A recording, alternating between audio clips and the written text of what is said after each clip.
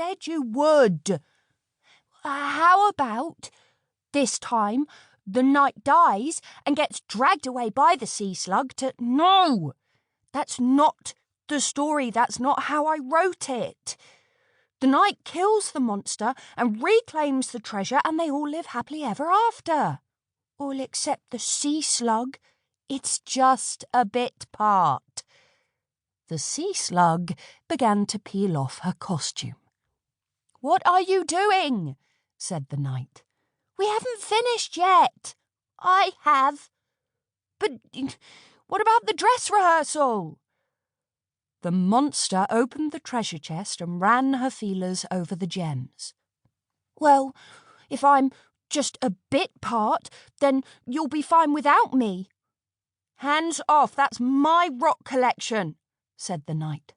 She dropped her sword and reached for the treasure chest. The lid moved more easily than she'd expected, and it came down hard, squashing a few of the sea slug's tentacles. The monster yowled. This time, they really fought. Underneath her outfit, the sea slug was a little girl with pinkish skin and wild red hair. Her name was Marie. Marie stuffed the stolen rocks into her pockets. "You said I could keep one stone," she yelled. The knight had short brown hair that she'd cut herself and smudges of freckles that ran across her pale cheeks like war paint. Her armour was constructed from tinfoil and cereal boxes, and her name was Imogen. She was older than Marie, so she knew better about pretty much everything.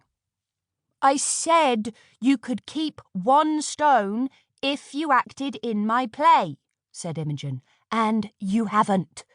She grabbed Marie and emptied the stones from her pockets. "Mom!"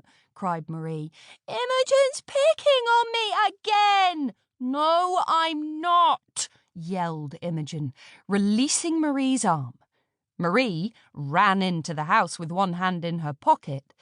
Imogen wondered if she still had a stone. She'd extract it later. Imogen picked up her rock collection as rain began to fall. If only she could act every character in the play herself, then she wouldn't need Marie. It was hard work making her sister a star. She followed Marie inside and dumped her cargo by the back door. Mum was standing in the hallway wearing a long red dress that Imogen hadn't seen before. Marie was hiding behind her with just one eye and a few curls visible. Imogen knew how this would go. She was about to get told off. Imogen hated being told off. After all, she hadn't meant to squish Marie's fingers in the treasure chest. Imogen eyeballed her mum. "Why are you so dressed up?" she said. "Never mind that," snapped Mum. "You are in trouble. I'm not putting up with this behaviour anymore. The fighting with your sister, the mess you've made in the garden. It's a sea slug cave. Imogen, you're too old for this nonsense, and you're certainly too old to be making Marie cry." "She started it." "Well, I'm finishing it," said Mum. "Grandma's looking after you for the rest of the day, and she'll take you to the tea rooms if you're good. Are you going to be good?" "Where are you going?" asked Imogen. "It doesn't matter where I'm going. I've left you homemade pizza for tonight. You'll have a great time.